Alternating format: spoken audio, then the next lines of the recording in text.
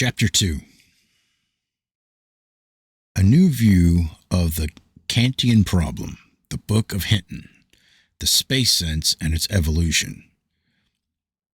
System for the development of a sense of the fourth dimension by exercises with colored cubes. The geometrical conception of space. 3 perpendiculars. Why 3? Can everything existing be measured by 3 perpendiculars? This indices of existence. Reality of ideas. Insufficient evidence of the existence of matter and motion. Matter and motion are only logical concepts, like good and evil. As already stated, Kant propounded the problem but gave no solution of it. Nor did he point the way to a solution. And not one of the known commentators, interpreters, followers, or adversaries of Kant had found a solution or the way to it. I find the first flashes of a right understanding of the Kantian problem and the first suggestions in regard to a possible way towards its solution in the attempts at a new treatment of the problem of space and time, involving the concept of the fourth dimension and higher dimensions in general. An interesting synopsis of many things developed in this direction is that of C. H. Hinton, author of the books A New Era of Thought and The Fourth Dimension.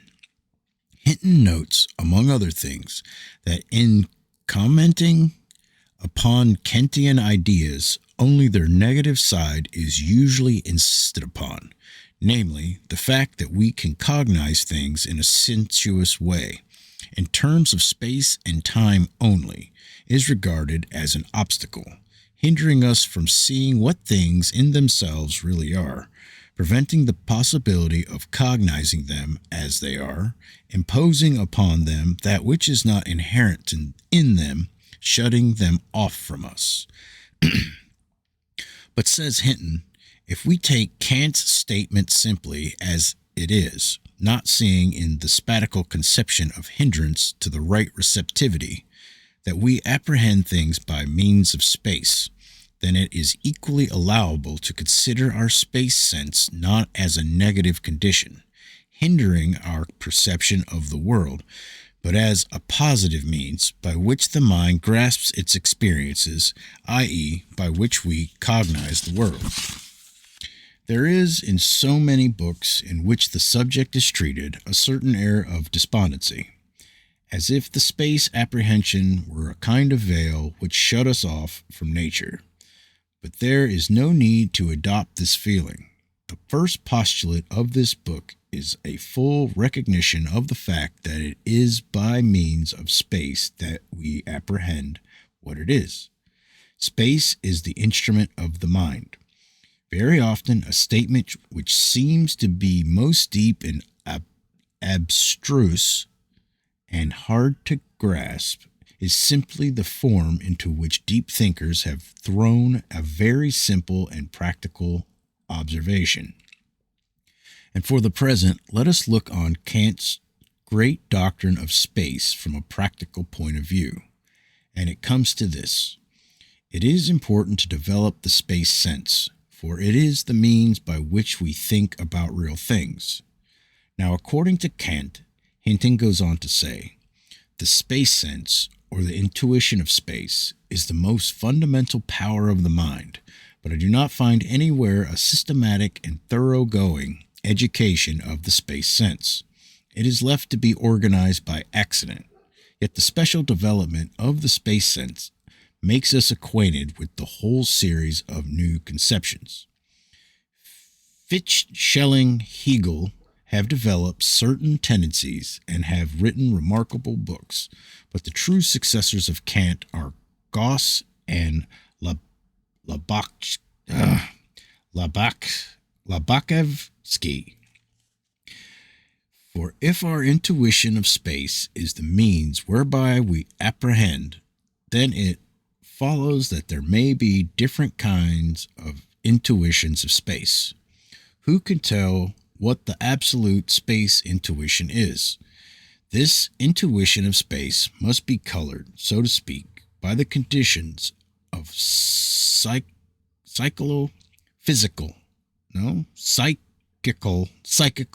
activity of the being which uses it. By a remarkable analysis, the great geometers above mentioned have shown the space is not limited as ordinary experience would seem to inform us. Let me do that whole sentence over.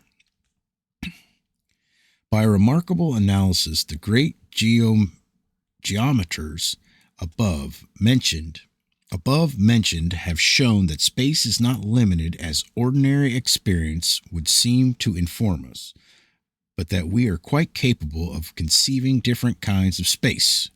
A new era of thought. Hinton invented a complicated system for the education and development of the space sense by means of exercises with groups the cubes of different colors. The books above mentioned are devoted to the exposition of this system. In my opinion, Hinton's exercises are interesting from a theoretical standpoint, but they are practically valuable only for such as have the same turn of mind as Hinton's own. Exercises of the mind, according to his system, must first of all lead to the development of the ability to imagine objects, not as the eyes see them, i.e., in perspective, but as they are geometrically. To learn to imagine the cube, for example, simultaneously from all sides. Moreover, such a development of the imagination as overcomes the illusions of perspective results in the expansion of the limits of consciousness, thus creating new conceptions and augmenting the faculty for perceiving analogies. Kant established the fact that the development of knowledge under the existing conditions of receptivity will not bring us any closer to things in themselves, but there are theories asserting that it is possible, if desired, to change the very conditions of receptivity and thus approach the true substance of things. In the books above referred to, Hinton tries to unite the scientific foundations of such theories. Our space, as we ordinarily think of it, is conceived as limited, not in extent, but in certain way, which can only be realized when we think of our ways of measuring space objects. It is found that there are only 3 independent directions in which a body can be measured. It must have height, length, and breadth, but it has no more than these dimensions in any other measurement be taken in it. This new measurement will be found to be compounded of the old measurements. It is impossible to find a point in the body which could not be arrived at by traveling in combinations of the 3 directions already taken. But why should space be limited to 3 independent directions? Geometers have found that there is no reason why bodies which we can measure should thus be limited.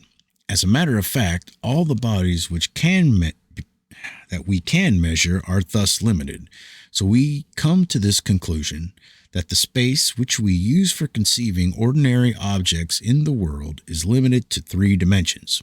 But it might be possible for there to be beings living in a world such that they would conceive a space of 4 dimensions.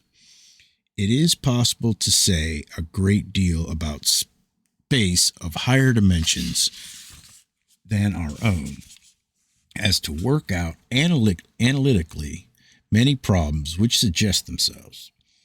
But can we conceive 4-dimensional space in the same way in which we can conceive our own space?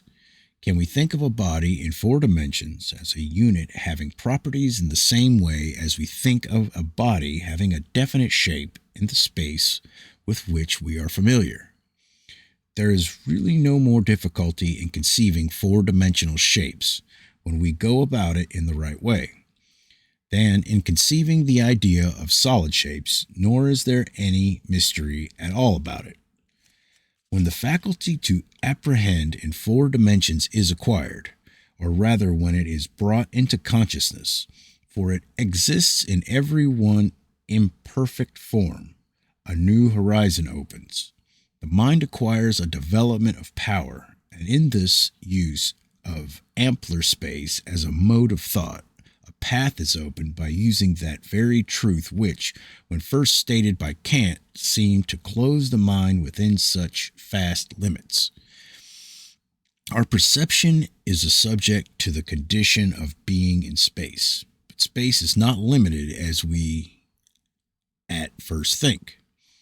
The next step, after having formed this power of conception in ampler space, is to investigate nature and see what phenomena are to be explained by four-dimensional relations. The thought of past ages has used the conception of a three-dimensional space, and by that means has classified many phenomena and has obtained rules for dealing with matters of great practical utility. The path which opens immediately before us in the future is that of applying the conception of four-dimensional space to the phenomena of nature and of investigating what can be found out by this new means of apprehension. For development of knowledge, it is necessary to separate the self-elements, i.e., the personal elements which we put in everything cognized by us, from that which is cognized, in order that our attention may not be distracted upon ourselves from the properties which we, in substance, perceive.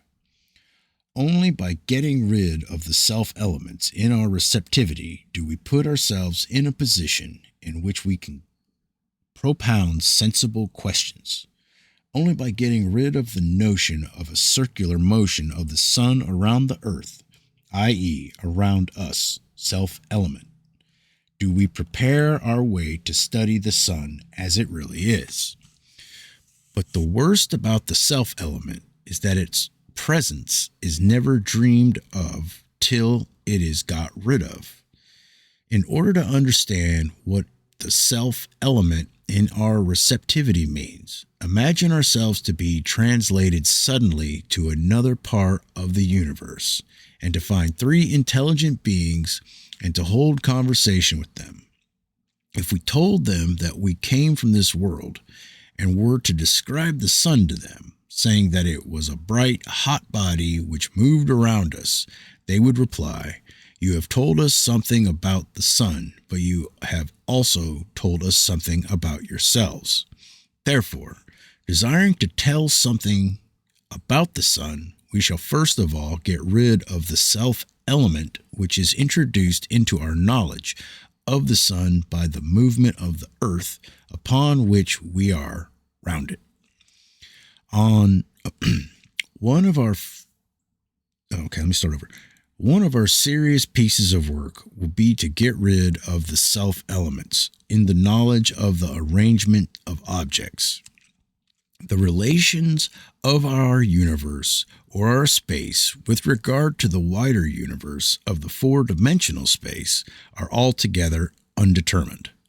The real relationship will require a great deal of study to apprehend, and when apprehended will seem as natural to us as the position of the earth among the other planets seems to us now.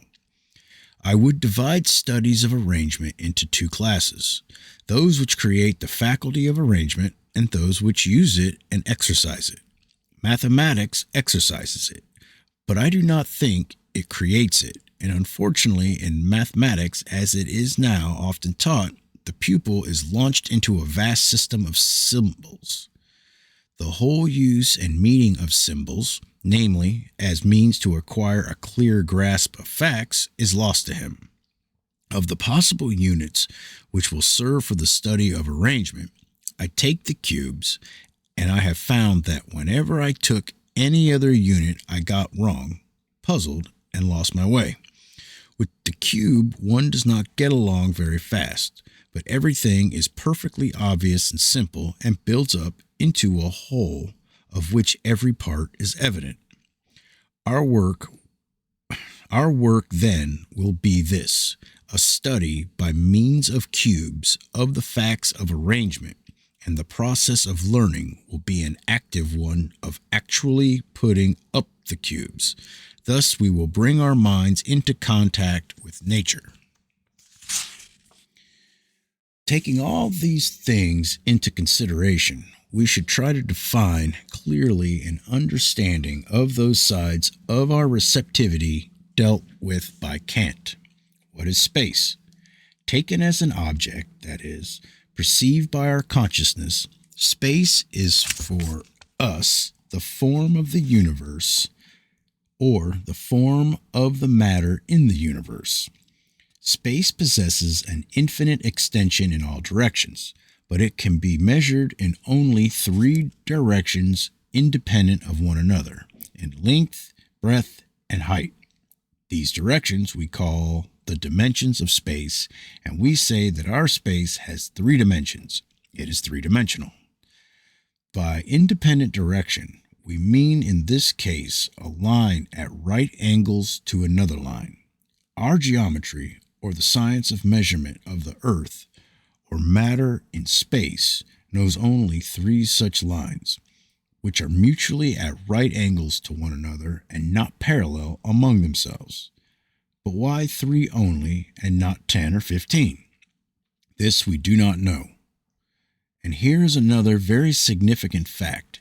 Either because of some mysterious property of the universe, or because of some mental limitations, we cannot even imagine to ourselves more than 3 independent directions. But we speak of the universe as infinite, and because the first conditions of infinity is infinity in all directions and all possible relations, so we must presuppose in space an infinite number of dimensions. That is, we must presuppose an infinite number of lines perpendicular and not parallel to each other. And yet out of these lines we know, for some reason, only 3. It is usually in some such guise that the question of higher dimensionality appears to normal human consciousness.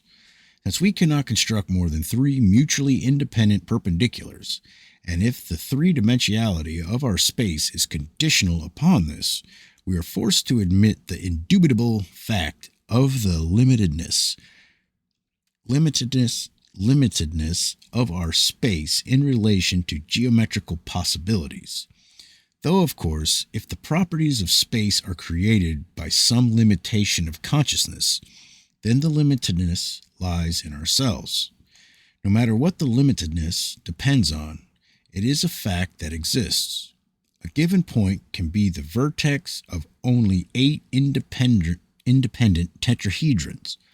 Though a given point, it is possible to draw only 3 perpendicular and not parallel straight lines.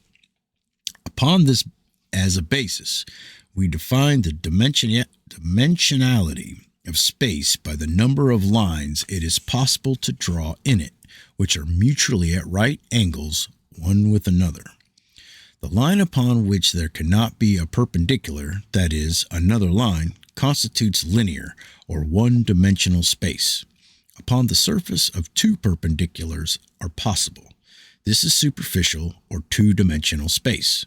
In space, 3 perpendiculars are possible. This is solid or 3-dimensional space. The idea of the 4th dimension arose from the assumption that in addition to the 3 dimensions known to our geometry, there exists still a 4th, for some reason unknown and inaccessible to us, i.e., that in addition to the 3 known to us, a mysterious 4th perpendicular is possible. This assumption is practically founded on the consideration that there are things and phenomena in the world undoubtedly really existing, but quite incommensurable. Incommensurable in terms of length, breadth, and thickness, and lying, as it were, outside of 3-dimensional space. But really existing, we understand that which produces a definite action which possesses certain functions, which appears to be the cause of something else. That which does not exist cannot produce any action, has no function, cannot be a cause. But there are different modes of existence.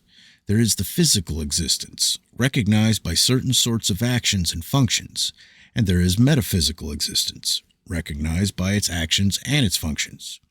A house exists, and the idea of a good and evil exists, but they do not exist in like manner. One and the same method of proof of existence does not suffice for the proof of the existence of a house and for the proof of the existence of an idea. A house is a physical fact. An idea is a metaphysical fact. Physical and metaphysical facts exist, but they exist differently. In order to prove the idea of a division into good and evil, i.e., a metaphysical fact, I have only to prove its possibility. This is already sufficiently established, but if I should prove that a house, i.e., a physical fact, may exist, it does not at all mean that it exists really. If I prove that a man may own the house, it is no proof that he owns it. Our relation to an idea and to a house are quite different. It is possible by a certain effort to destroy a house, to burn, to wreck it. The house will cease to exist. But suppose you attempt to destroy, by an effort, an idea. The more you try to contest, argue, refute, ridicule, the more the idea is likely to spread, grow, strengthen. And contrariwise, silence, oblivion, non-action, non-resistance will exterminate or in any case will weaken the idea. Silence, oblivion will not wreck a house, will not hurt a stone. It is clear that the existence of a house and that of an idea are quite different existences. Of such different existences, we know very many. A book exists, and also the contents of a book. Notes exist, and so does the music that the notes combine to make. A coin exists, and so does the purchasing value of a coin. A word exists, and the energy which it contains. We discern on the one hand a whole series of physical facts, and on the other hand a series of metaphysical facts. As facts of the first kind exist, so also do facts of the second kind exist, but differently. From the usual positivist point of view, it will seem naive to the highest degree to speak of the purchasing value of a coin separately from the coin, of the energy of a word separately from the word, of the contents of a book separately from the book, and so on. We all know that these are only what people say, that in reality, purchasing value, energy of a word, and contents of a book do not exist, that by these conceptions we only denote a series of phenomena in some way linked with coin, word, book, but in substance quite separate from them. But is it so? We decided to accept nothing is given. Consequently, we shall not negate anything is given. We see in things, in addition to what is external, something internal. We know that this internal element in things constitutes a continuous part of things, usually their principal substance, and quite naturally we ask ourselves, where is this internal element, and what does it represent in and by itself? We see that it is not embraced within our space. We begin to conceive of the idea of a higher space possessing more dimensions than ours. Our space then appears to be somehow a part of higher space, i.e., we begin to believe that we know, feel, and measure only part of space, that part which is measurable in terms of length, width, and height. As was said before, we usually regard space as a form of the universe, or as a form of the matter of the universe. To make this clear, it is possible to say that a cube is the form of the matter in a cube. A sphere is the form of the matter in a sphere. Space, an infinite sphere, is the form of the entire matter of the universe. H.P. Blavatsky, The Secret Doctrine, has this to say about space. The superficial absurdity of assuming that space itself is measurable in any direction is of little consequence. The familiar phrase, the fourth dimension of space, can only be an abbreviation of the fuller form, the fourth dimension of matter in space. The progress of evolution may be destined to introduce us to new characteristics of matter. But the formula defining space as the form of matter in the universe suffers from this deficiency, that there is introduced in it the concept of matter, i.e., the unknown. I have already spoken of that dead-end sighting, x equals y, y equals x, to which all attempts at the physical definition of matter inevitably lead. Psychological definitions lead to the same thing. In a well-known book, The Psychology of the Soul, A.I. Herzen says, "We call matter everything which directly or indirectly offers resistance to motion, directly or indirectly produced by us, manifesting a remarkable analogy with our passive states. And we call force, motion, that which indirectly or indirectly communicates movement to us or to other bodies, thus manifesting the greatest similitude to our active states. Consequently, matter and motion are something like projections of our active and passive states. It is clear that it is possible to define the passive state only in terms of the active, and the active in terms of the passive. Again, two unknowns defining one another." E. Douglas Fawcett, in an article entitled "Idealism and the Problem of Nature in the Quest," April 1910, discusses matter from this point of view. Matter, like force, does not give us any trouble. We know all about it for the very good reason we invented it. By matter, we think of sensuous objects. It is mental change of concrete but too complicated facts. It is mental change of concrete but too complicated facts which are difficult to deal with. Strictly speaking, matter exists only as a concept. Truth to tell, the character of matter, even when treated only as a conception, is so unobvious that the majority of persons are unable to tell us exactly what they mean by it. An important fact is here brought to light. Matter and force are just logical concepts, i.e., only words accepted for the designation of a linked series of complicated facts. It is difficult for us, educated almost exclusively along physical lines, to understand this clearly, but in substance it may be stated as follows. Who has seen matter and force, and when? We see phenomena. Matter, independently of the substance from which a given thing is made, or of which it consists, we have never seen and never shall see, but the given substance is not quite matter. This is wood, or iron, or stone. Similarly, we shall never see force separately from motion. What does this mean?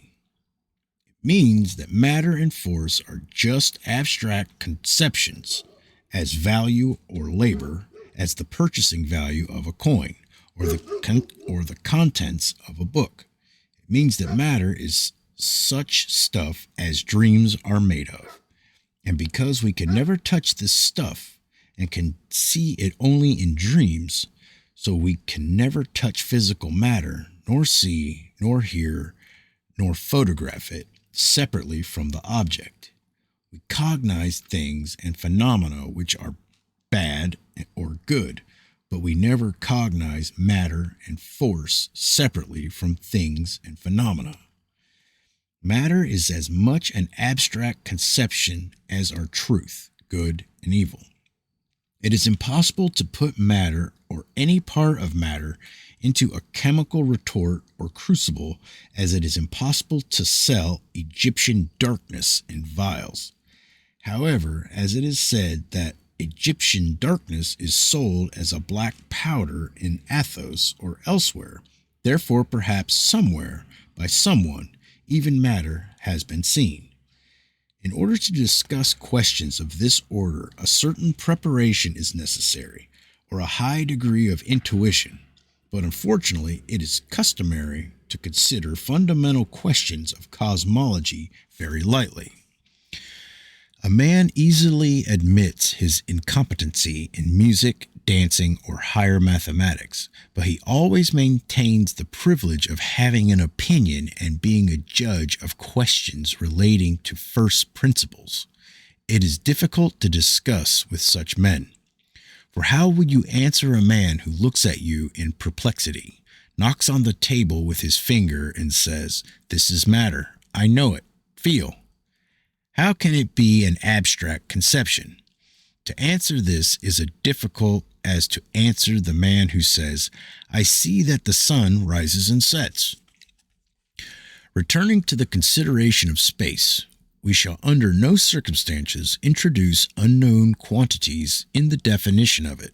We shall define it only in terms of those two data which we decided to accept at the very beginning. The world and consciousness are the facts which we decided to recognize as existing. By the world we mean the combination of all the causes of our sensations in general. By the material world we mean the combination of causes as a definite series of sensations, those of sight, hearing, touch, smell, taste, sensations of weight, and so on. Space is either a property of the world or a property of our knowledge of the world. Three-dimensional space is either a property of the material world or a property of our receptivity of the material world. Our inquiry is confined to the problem: how shall we approach the study of space?